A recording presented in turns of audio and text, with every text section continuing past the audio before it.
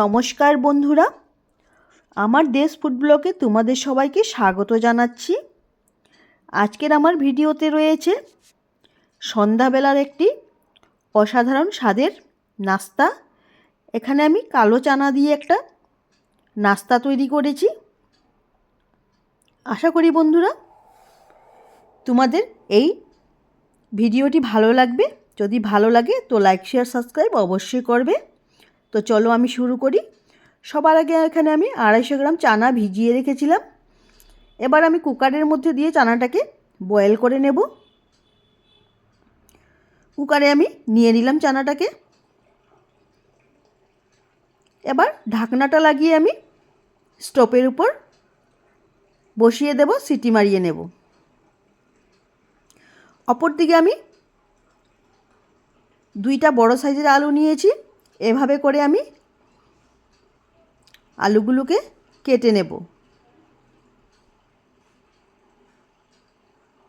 একটু বড় বড় সাইজ করে আমি আলুগুলোকে কাটবো। ঠিক এভাবে আমি আলুগুলোকে কেটে নিলাম। এবার একইভাবে আমি পেঁয়াজগুলোকেও কেটে নেব। এখানে আমি 3টা পেঁয়াজ নিয়েছি।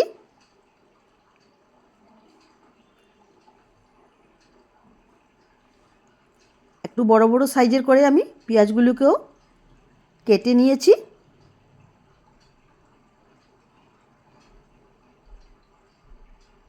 আলু আর পেঁয়াজ কাটা আমার সম্পূর্ণ হয়ে গেছে। এবার স্টোভের উপর কড়াই বসিয়ে কড়াইয়ের মধ্যে তেল দিয়ে দিলাম। তেলের মধ্যে আলুগুলোকে আমি ছেড়ে দিয়েছি। তারপর আলুগুলোকে আমি সামান্য একটু হলুদের গুঁড়া দিয়ে ভেজে নেব। সামান্য একটু হলুদের গুঁড়ো দিয়ে দিলাম, দিয়ে আমি ভেজে নিচ্ছি।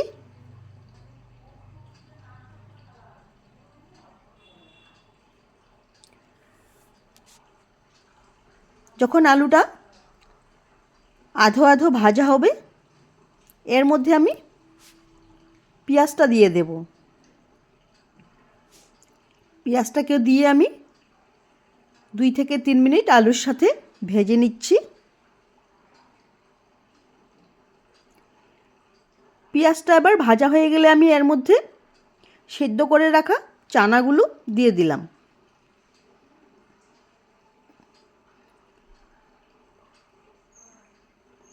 এবার দিয়ে দিচ্ছি আদা কুচি,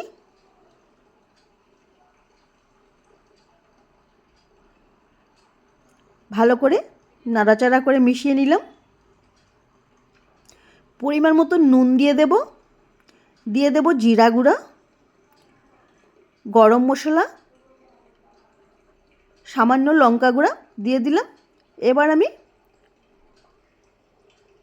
মিডিয়াম ফ্লেমে খুব ভালো করে ভাজতে থাকব।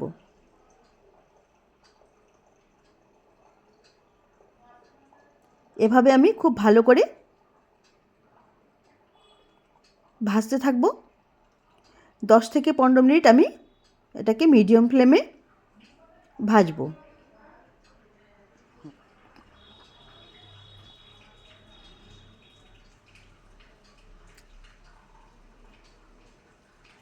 খুব ভালো করে ভেজে নিচ্ছি।